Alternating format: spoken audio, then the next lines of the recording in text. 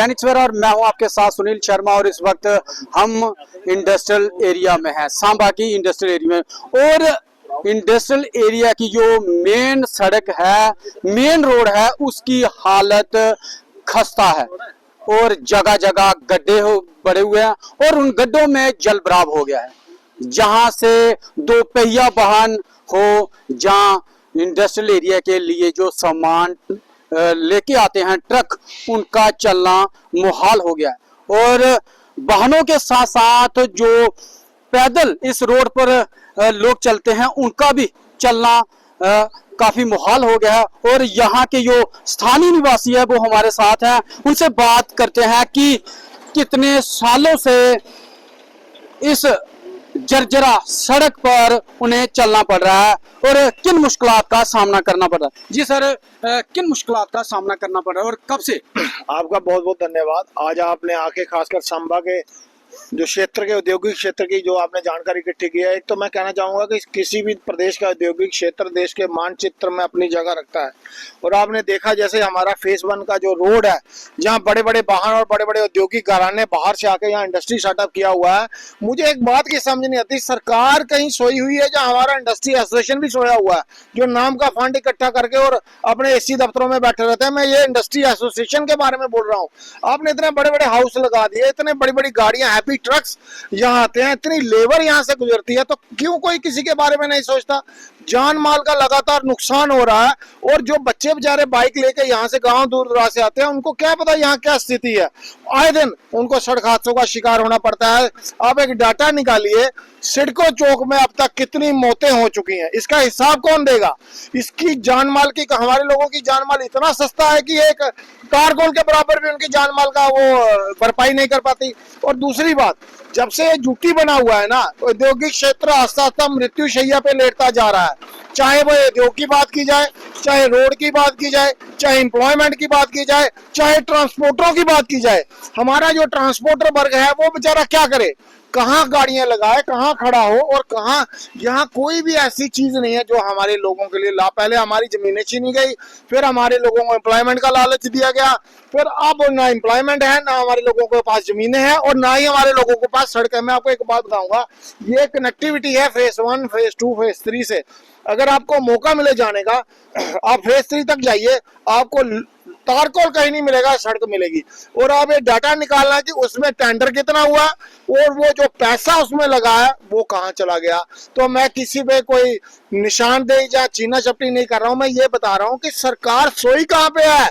जहां तक आप एक करप्शन का नारा देते हैं कि जम्मू कश्मीर में करप्शन बिल्कुल हमने सामान्य कर दी, खत्म कर दी है, ये करप्शन का ही तो आपको एक उदाहरण देखने को मिल रहा है औद्योगिक क्षेत्र में। जहां अब मैं क्या बताऊं कि ट्राले बड़े बड़े घोड़े आते हैं, उसके लिए ये सड़क आपने एक मिट्टी डाल के औपचारिकता के तौर पे भर दिया, फिर किसी के हादसे की शिकार हो जाती है तो आप अपना पल्ला झाड़ लेते हैं।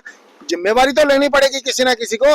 तो आपके माध्यम चैनल के तरफ से मैं ये कहना चाहता हूँ कि आपने लोगों को जागरूक किया और आपने इनको जगाने का कार्य किया। अगर ये तब भी नहीं जाते, जागेंगे तो आए दिन एक दिन हम सारे जो स्थानीय लोग हैं यहाँ जोरदार प्रदर्शन करेंगे। और खासकर फेज 1, फेज 2, फेज 3 के रोड को अच्छा किया जाए और एक विश्व स्तर का रोड बनाया जाए। जिससे आपने कहा था कि हमने स्पेस टेक्नोलॉजी दी है, प्रधानमंत्री आपने भाषण सुना होगा, ये स्पेस टेक्नोलॉजी आपको दिखती है, इसको देखा जाए, इसमें कौन से स्पेस टेक्नोलॉजी है? जो चंद्रयान मिशन उतारना है आपने, तो बातें बड़ी बड़ी करने से कुछ नहीं होगा।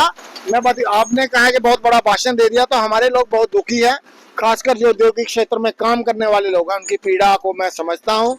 मैं यहाँ का नागरिक हूँ। और फिर मैं ये कहना चाहता हूँ, जागो, हमारे अफसर जागे, हमारे नेता जागे और इस सड़क को दुरुस्त किया जाए। और इंडस्ट्री एसोसिएशन को कहूंगा कि ये मत सोचो कि आपने सब्सिडी खाई और चल पड़े, आपने फिर यहाँ रहना है, फिर इंडस्ट्री पॉलिसी बनेगी, फिर इस इलाके को हमने आबाद करना है और अच्छा एक मिसाल देश के मानचित्र में सांबा के औद्योगिक क्षेत्र को लाना है।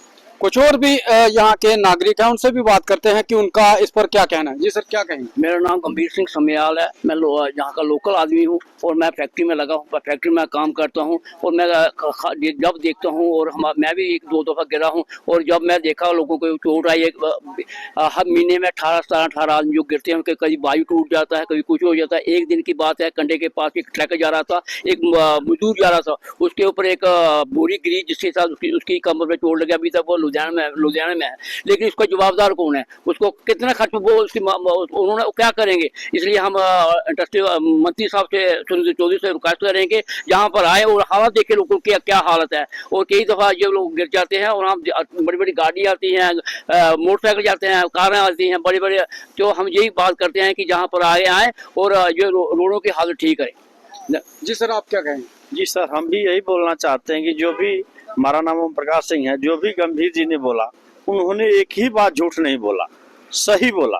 क्योंकि एक रोड की हालात हम 2-3 साल से देख रहे हैं। अब पता ना इसमें क्या डाला है, क्या लूक डाला था, क्या मिट्टी डाला है, समझ में नहीं आ रहा है। मतलब जब भी आदमी गुजरता है गाड़ी लेके तो लगता है कि कोई खतरा ना हो जाए अपने तरफ से, और किसी न किसी का देखिए तो एक्सीडेंट कभी दिखता है, कभी कुछ दिखता है। इसलिए इस रोड को मतलब कि बनाना बड़ा ही अच्छा है। सरकार देखे, जो भी सरकार है, जो भी आदमी बोल रहा है सही बोल रहा है, इसमें कोई झूठ नहीं है। इस रोड को बनाया जाना चाहिए। जी सर, आप क्या कहेंगे? हाँ, हम तो यही कहेंगे सर कि एक तो रोड जो है ये बहुत ही डैमेज हुआ है, तो कंसर्न पार्टी को इस पर ध्यान देना चाहिए। और जो जहाँ की इंडस्ट्रियल एसोसिएशन है जेएंड के अपना सांबा की, उनको भी थोड़ी नींद से जागना चाहिए। देखिए, यहाँ के जो स्थानीय निवासी है उनका साफ तौर पे कहना है कि काफी समय से इस रोड की हालत खस्ता है और रोज आए दिन किसी ना किसी वाहन का यहाँ पर एक्सीडेंट हुआ होता है, लेकिन प्रशासन का इस ओर कोई ध्यान नहीं है। मैं अपने चैनल के माध्यम से प्रशासन का ध्यान इस ओर लाना चाहता हूँ। आप तस्वीरों में देख सकते हैं काफी बड़े बड़े गड्ढे हैं और इसमें जल भराव हुआ है और इस पर चलना तो काफी मुहाल है।